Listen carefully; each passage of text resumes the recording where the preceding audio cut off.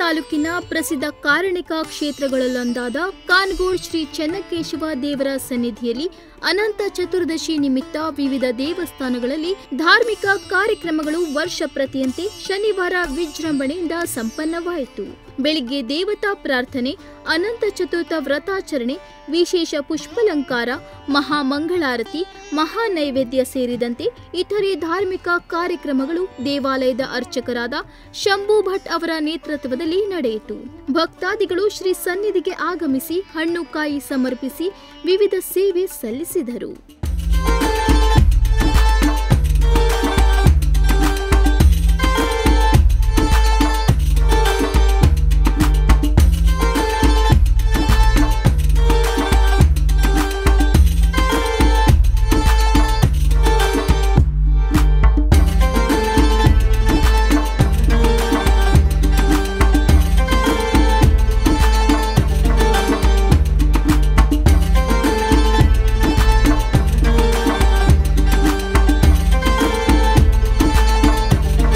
ರೈತರು ತಮ್ಮ ಹೊಲದಲ್ಲಿ, ತೋಟದಲ್ಲಿ ಬೆಳೆದಂತಹ ಬೆಳೆಯ ವಿವಿಧ ರೀತಿಯ ಫಲವನ್ನು ಶ್ರೀ ದೇವರಿಗೆ ಫಲಾವಳಿಯ ರೂಪದಲ್ಲಿ ಸಲ್ಲಿಸಿ ಬೆಳೆ ಸಮೃದ್ಧಿಯಾಗಲಿ ಎಂದು ಬೇಡಿಕೊಂಡರು.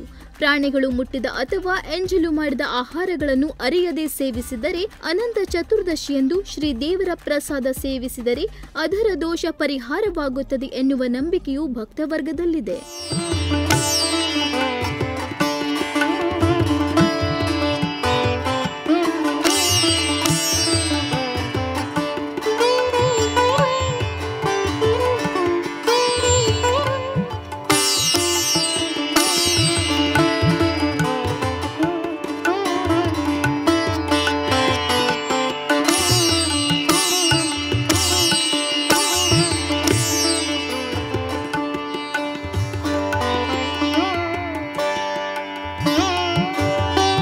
ಈ ಕುರಿತು ಭಕ್ತರಾದ ನಾಗರಾಜ್ ಪ್ರಭಾಕರ್ ಶೇಟ್ ನುಡಿಸಿರಿಯೊಂದಿಗೆ ಮಾತನಾಡಿ, ಸಾವಿರಾರು ವರ್ಷಗಳ ಹಿಂದೆ ಪ್ರತಿಷ್ಠಾಪಿಸಲ್ಪಟ್ಟ ದೇವಾಲಯ ಕಾರಣಿಕವಾದ ಸತ್ಯಕ್ಷೇತ್ರ. ಪ್ರತಿ ವರ್ಷ ಶ್ರದ್ಧಾ ಭಕ್ತಿಯಿಂದ ಅನಂತ ಚತುರ್ದಶಿ ಆಚರಣೆ ನಡೆಯುತ್ತದೆ. ಇದು ಅತ್ಯಂತ ಜಾಗೃತ ಸ್ಥಳವಾಗಿದ್ದು, ಯಾವುದೇ ಶುಭ ಕಾರ್ಯಗಳಿಗೆ ಇಲ್ಲಿ ಎಡಬಲ ಸಿಂಗಾರದ ಮೂಲಕ ಪ್ರಸಾದ ಕೇಳುವ ರೂಢಿ. ನ್ಯಾಯಯುತ ಬೇಡಿಕೆಗಳು, ನಿಷ್ಕಲ್ಮಶ ಮನಸ್ಸಿನಿಂದ ಬೇಡಿದ ಭಕ್ತರ ಇಷ್ಟಾರ್ಥಗಳು ಈಡೇರುತ್ತದೆ ಎಂದರು. ಪ್ರತಿ ವರ್ಷದಂತೆ ಅನಂತ ಚತುರ್ಥಿಗೆ ಇಲ್ಲಿ ಸಾವಿರಾರು ಭಾಳ ಪವಾಡ ಇದೆ.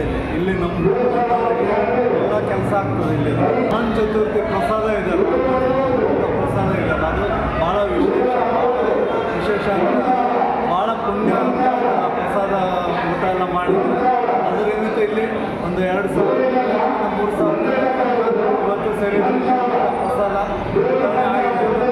ಸಿಂಗಾರ ಪ್ರಸಾದ ಆಗ್ತದೆ. ಇಲ್ಲಿ ಬೇಕು ಬೇಡ ಅನ್ನೋದೊಂದು ಪ್ರಸಾದ ಬೇಕು ಅಂತಂದರೆ ಬಲಗಡೆ ಅಂತ ಕೇಳ್ತೇವೆ, ಅದು ಬೇಡ ಅಂತ ಆಗಿದ್ರೆ ಎಡಗಡೆ ಪ್ರಸಾದ ಆಗ್ತದೆ.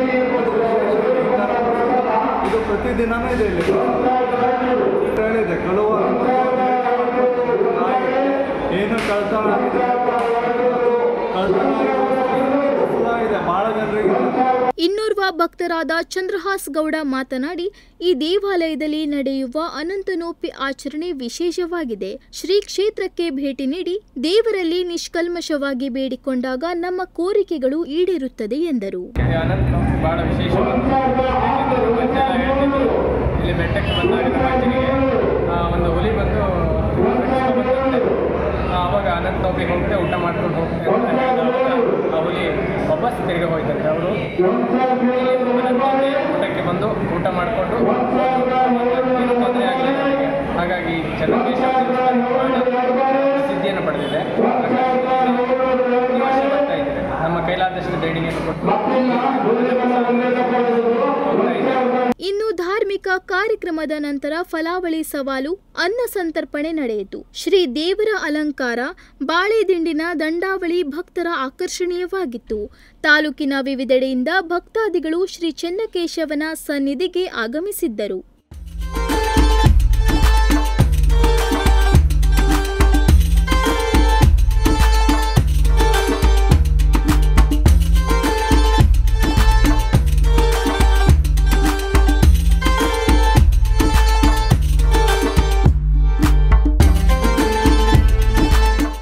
ನಾಗರಾಜ್ ನಾಯ್ಕ್, ನುಡಿಸಿರಿ ನ್ಯೂಸ್, ಹೊನ್ನಾವರ.